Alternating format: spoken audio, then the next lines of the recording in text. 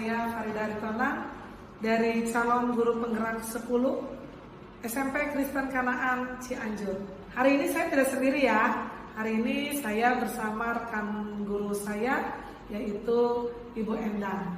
Ibu Endang ini beliau dari SMP Kanaan, sudah dari zaman dulu ya Bu Endang ya.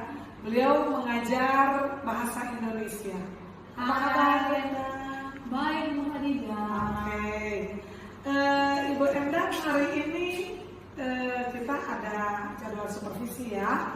Nah, hari ini kita akan melakukan percakapan terlebih dahulu. Bagaimana nanti langkah-langkah apa yang akan Ibu Endang lakukan di kelas. Nah, sebelum saya amati proses pembelajaran, jadi apa yang akan Bu Endang lakukan dalam kelas. Jadi nanti sebelum saya melakukan observasi, supervisi di kelas, adapun tujuan supervisi ini Bu Endang jangan terlalu kaku ya, jangan terlalu nervous gitu ya. Karena tujuan pembelajaran ini adalah mengevaluasi jalannya proses pembelajaran yang akan Ibu Endang lakukan di dalam kelas. Nah, kenapa ini kita lakukan percakapan lebih awal? Supaya pada saat nanti Bu Endang melakukan pembelajaran dalam kelas, Bu Endang lebih semangat lagi di kelas, lebih percaya diri, dan melakukan pembelajaran yang menyenangkan dan terbaik dalam kelas. Jadi ada beberapa pertanyaan mungkin Bu Endang akan saya sampaikan. Yang pertama itu Bu Endang, saya akan bertanya mengenai tujuan pembelajaran yang akan nanti Bu Endang lakukan di dalam kelas. Berdasarkan rancangan pembelajaran yang Bu Endang lakukan, apa yang menjadi tujuan pembelajaran Bu Endang dalam kelas? Berdasarkan rancangan yang sudah saya buat di modul ajar Ibu Ida, pembelajaran saya nanti adalah pembelajaran tentang menganalisis unsur deskripsi supaya anak-anak bisa menganalisis unsur deskripsi dengan baik sesuai dengan strukturnya. Oke. Jadi area pengembangan yang Ibu lakukan pada saat observasi itu nanti apa? Ada dua Buddha. Yang pertama adalah pengembangan dalam pengetahuan dan keterampilan. Dalam pengetahuan ini saya bertujuan agar siswa bisa menganalisis unsur teks deskripsi, lalu kemudian dalam keterampilannya supaya anak bisa membuat teks deskripsi dengan baik dan benar sesuai dengan unsurnya, lalu nanti bisa mempresentasikan kepada teman-teman yang di kelas. Oke, jadi area pengembangannya itu adalah unsur pengetahuan dan keterampilan. Untuk pertanyaan selanjutnya, bagaimana rancangan pembelajaran yang akan Ibu Endang lakukan di kelas, misalnya seperti strategi pembelajarannya, metode pembelajarannya, dan model pembelajarannya? Saya kebetulan juga saya menggunakan pembelajaran berdiferensiasi yang berdasarkan kesiapan yang akan terintegrasi oleh pembelajaran sosial dan emosional. Dan saya menggunakan model pembelajaran adalah discovery learning. Untuk metodenya saya akan menggunakan diskusi kelompok dan pemberian penugasan untuk kerja kelompok supaya anak-anak bisa belajar tentang bagaimana bekerja sama dengan baik, baik itu dalam pembelajaran maupun dalam kehidupan sehari-hari. Oke. Jadi strategi pembelajarannya itu pembelajaran berdiferensiasi yang terintegrasi dengan pembelajaran sosial emosional seperti itu ya, dengan menggunakan metode pembelajaran discovery learning dan diskusi tanya jawab di kelas. Nah, tak lepas dari situ kan anak pasti membutuhkan media pembelajaran. Nah, media pembelajaran apa yang akan rencana Bu Endang butuhkan di dalam kelas pada saat untuk mendukung pembelajaran Bu Endang di kelas? Pembelajaran media yang saya gunakan juga karena ini anak-anak baru masuk pada minggu pertama pembelajaran, dan di bab 1 saya hanya menggunakan media tentang anak-anak untuk membuat sebuah teks deskripsi dengan project atau yang ada di lingkungan kelas. Misalkan dia akan mendiskusikan meja, papan tulis atau buku yang ada di lingkungan sekolah saja, dan kami juga ini menggunakan media laptop dan fokus. Oke. Jadi kapan nih Bu Endang akan melakukan kegiatan pembelajaran tersebut? dan hari apa, serta tadi sudah disampaikan ya kelas 7 ya, dan jam berapa? Saya akan melaksanakan di pembelajaran nanti di hari Kamis di kelas 7 pada jam keempat dan kelima. Kebenaran itu adalah jam pembelajaran bahasa Indonesia. Oke. Baik, jadi nanti hari Kamis di kelas 7 jam keempat dan kelima saya akan datang melakukan supervisi di kelasnya Bu Endah, dan saya akan melihat dan mencatat apa saja yang telah Bu Endah lakukan di kelas, serta yang terakhir Bu Endah nanti kita akan melakukan percakapan lagi pasca observasi yang akan nanti didampingi oleh Ibu pengajar praktik yaitu Ibu Eri. Jadi sebelum kita akhiri percakapan kita pra observasi ini, apa yang Bu Endang dapatkan dari hasil percakapan kita hari ini? Berdasarkan hasil yang kita lakukan percakapan ini, ternyata bahwa kita akan menyampaikan sebuah materi atau kita sebagai guru itu harus bukan persiapan yang matang, karena kita akan menyampaikan sebuah informasi kepada anak didik supaya tidak salah. Jadi apapun yang harus kita persiapkan, baik itu sarana prasarana ataupun materi, itu harus kita persiapkan dengan baik. Dengan begitu kita akan bisa membuat anak-anak itu lebih memahami apa yang kita sampaikan. Oke, terima kasih Bu Endang atas waktunya sudah bersedia melakukan percakapan dengan saya di percakapan pra observasi. Sampai ketemu di kelas untuk kegiatan observasi dari Kamis ya, kelas 7 jam keempat dan kelima, dan setelah melakukan observasi nanti kita akan bertemu kembali di pasca observasi.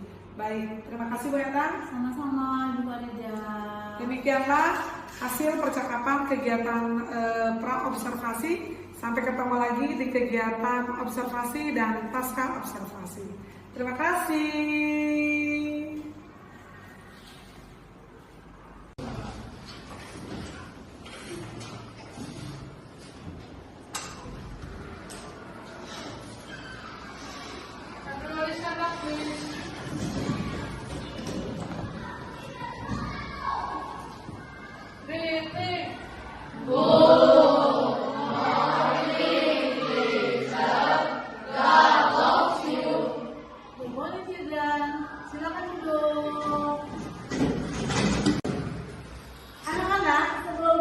Belajar, kita akan berdoa terlebih dahulu. Siapa yang akan berdoa?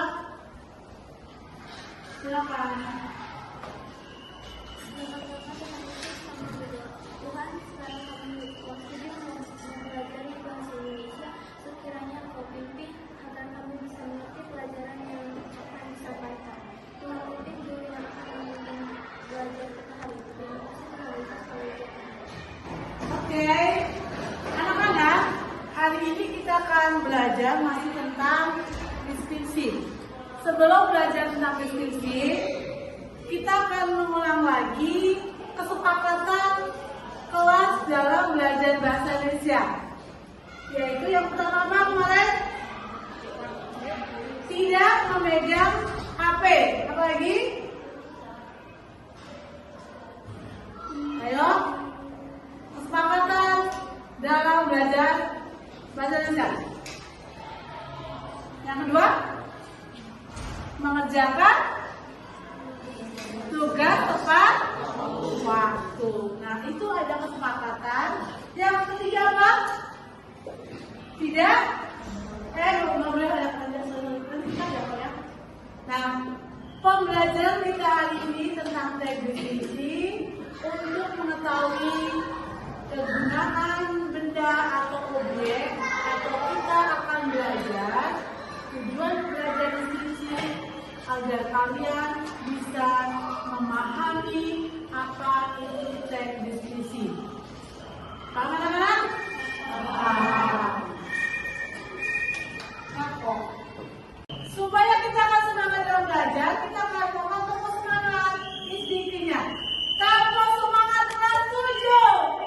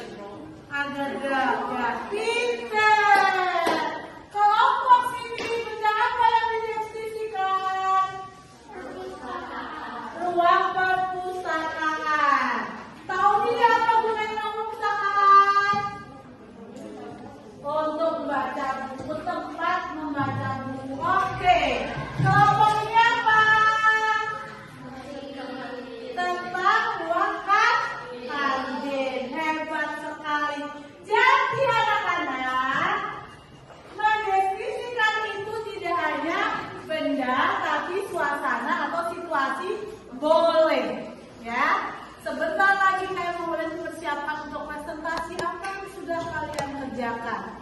Silakan persiapkan. Oke, anak-anak, kali ini kita akan presentasi. Kelompok siapa yang akan maju duluan?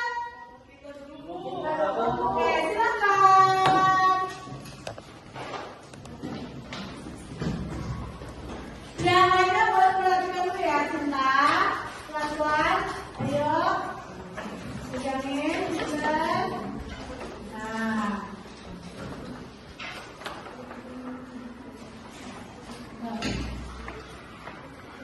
Selamat pagi teman-teman. Hari ini kelompok kami akan membuatkan dengan lapangan sekolah kita.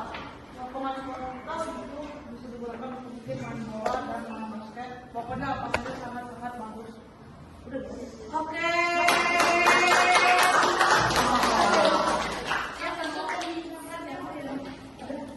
Kelompok tadi bagus sekali dia menjelaskan tentang lapangan. Sekarang kelompok yang lain siapa yang maju depan? Boleh, silakan.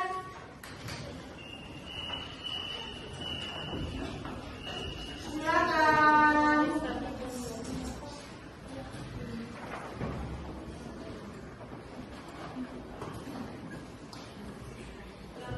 Hari ini kami akan mempresentasikan tentang ruangan perpustakaan di sekolah kita.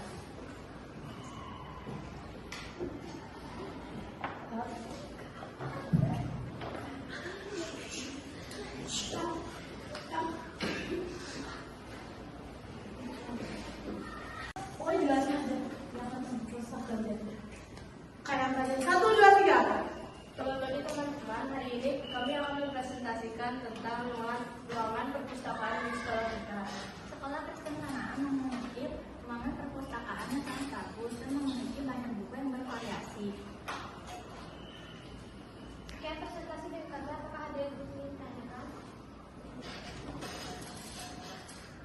Terima kasih. Oke.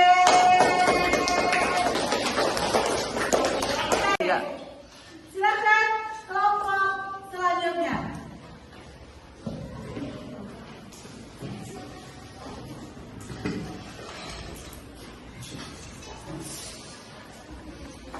Silakan.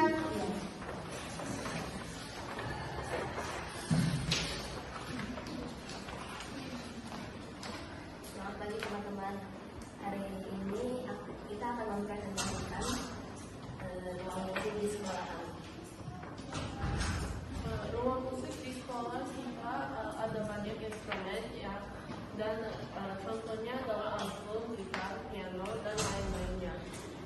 Ruang musik juga ada banyak, ruang musik kita juga ada ekskul, yaitu ekskul musik, dan juga ekskul angklung. Saya mundur dulu. Selamat pagi teman-teman. Hari ini kita akan mempresentasikan ruang musik di sekolah kami. Ruang musik di sekolah kami ada banyak instrumen seperti angklung, piano, drum, dan lain-lainnya.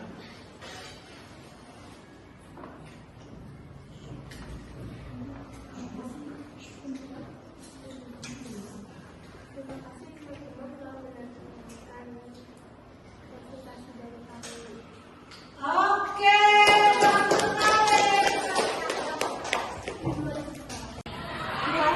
Mau naik tangga diri aja. Kalian tempel nanti, lalu dideskripsikan ya.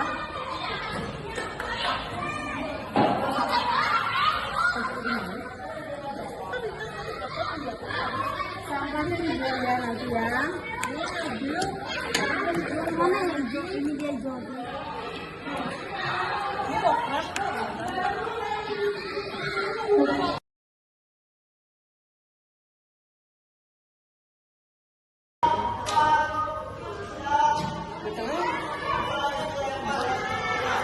Nanti dibuang sampah ya. Nanti kalau kamu mendeskripsikannya masing-masing ya. Kita bilang ini apa ya? Ya kan ciri-cirinya apa? Manfaatnya.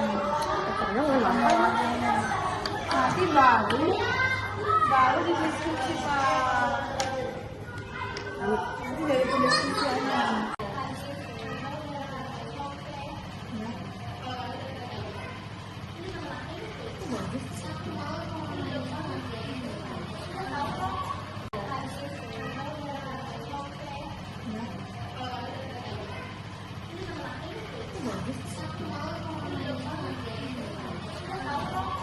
Kak. Warna atau biru? Kuning. Iya.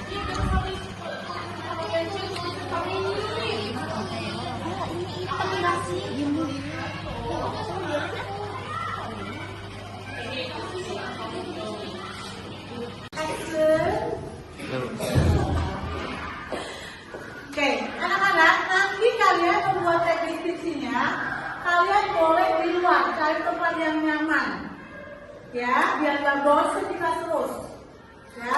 Kalau boleh mengerjakan di kantin, kalau boleh mengerjakan di Kat. masih untuk kalian yang sudah berdoa. Sekarang kita akan lanjutkan kembali pembelajaran yang kemarin, yang dengan tujuan kita belajar masih tentang teks deskripsi, ya. Dijelaskan kembali tujuan kita belajar teks deskripsi agar kita bisa memaparkan, menjelaskan sebuah benda ataupun objek, ya. Lalu di sini ada teks deskripsi. Objek atau benda yang didefinisikan itu memberikan informasi, ya. Lalu setelah memberikan informasi, perhatikan ada yang namanya tujuan penulisan teks deskripsi. Untuk apa saja kita belajar menulis teks deskripsi? Yang pertama, menggambarkan. Yang kedua, menyajikan informasi. Yang ketiga, mempengaruhi pembaca. Kalau mempengaruhi pembaca itu berkenaan dengan apa? Panca indera. Pancasila ya. Mengenai mempengaruhi pembaca itu nanti akan menggunakan panca indera. Panca indera yang digunakan itu ada apa saja? Maka boleh tulis down. Panca indera apa saja? Boleh coba, boleh. Panca indera itu apa saja? Boleh. Silakan.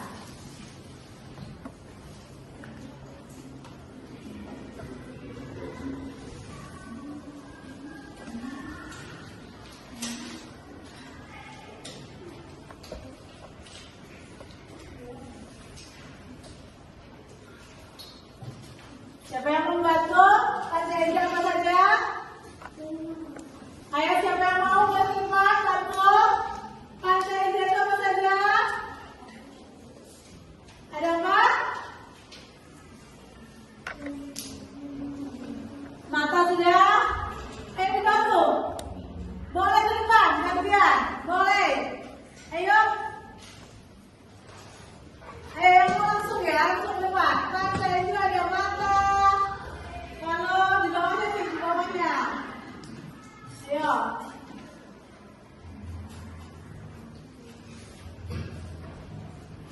Tangan panca indera. Ayo.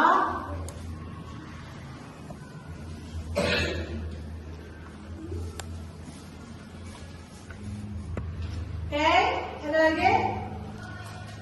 Siapa lagi? Boleh teman? Ayo. Ayo. Ayo, kenapa? Boleh sana, ayo, boleh sana. Iya, maju. Kalau tak salah, ayo. Cepat. Nggak apa-apa, ngapain? Tak salah. Tadi dikit kok. Nah, apa?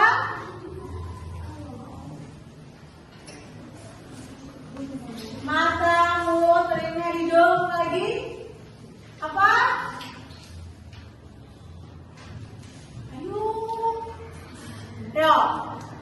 Ayo apa? PR-nya ini, ayo PR-nya. Sudah? Oke, lanjut dulu ini, simpan dulu. Ya, ternyata anak-anak belum paham ya panca indera. Lalu, kita akan kembali lagi kepada struktur teks deskripsi. Perhatikan ya. Nanti kalau ada ulangan atau ada latihan, nanti akan lihat dulu sini. Yang termasuk teks deskripsi ada strukturnya. Nih yang kemarin. Kalau kalian kemarin membuat teks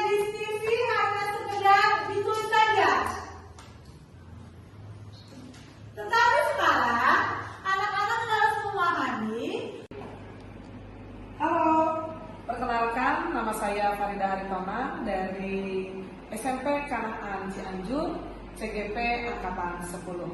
Hari ini saya tidak sendiri, saya bersama rekan saya, Bu Endang, dan pengajar praktik dalam pelatihan guru penggerak, yaitu Ibu Elisa, dalam supervisi akademik. Jadi, apa kabar Bu Endang? Baik, Ibu Elisa, apa kabar? Oke, hari ini saya akan melakukan pasca observasi dari observasi kelas yang telah dilaksanakan oleh Bu Endang. Baik, Bu Endang sudah siap nih. Bagaimana nih perasaan Bu Endang setelah melakukan yang kemarin sudah kita lakukan observasi kelas? Bagaimana nih Bu Endang? Agak sedikit grogi ya, karena biasanya mengajar tidak ada orang kantor, tapi ada yang masuk kantor. Tapi setelah berjalannya waktu, lancar aja dalam pelaksanaan. Lancar ya, puji Tuhan ya.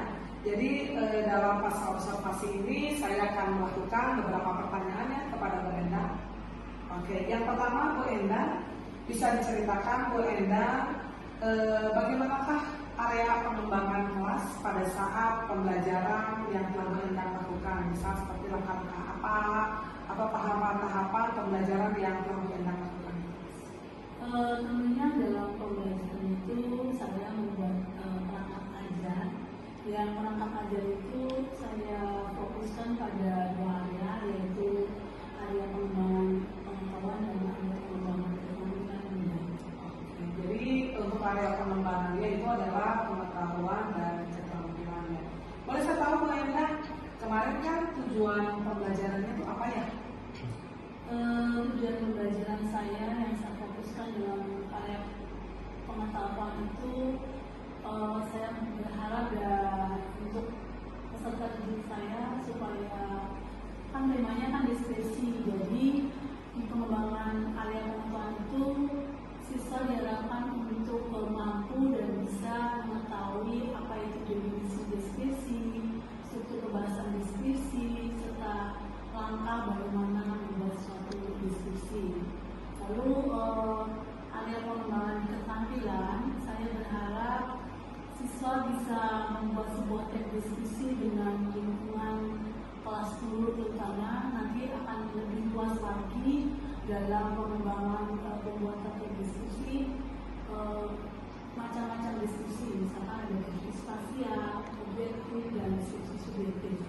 Oke, jadi tadi sudah disampaikan oleh Bu Endang bahwa area pengembangannya itu adalah pengetahuan dan keterampilan ya, betul ya. Menurut Bu Endang, dari area pengembangan tadi yang sudah Bu Endang sampaikan dan tujuan pembelajaran yang sudah Bu Endang sampaikan, apakah sudah berjalan dengan baik menurut Bu Endang? Sebetulnya sudah berjalan dengan baik, tetapi ada sedikit kendala atau hambatan yang saya alami karena materi diskusi ini kan materi yang sedikit luas untuk membuat anak itu lebih kreatif, karena mendiskusikan dan membuatkan suatu benda atau lingkungan itu perlu waktu yang sangat banyak. Oke, berarti kendalanya itu adalah waktu ya Bu Endang dalam pembelajaran. Bagaimanakah dengan peserta didik sendiri? Apakah ada kendala?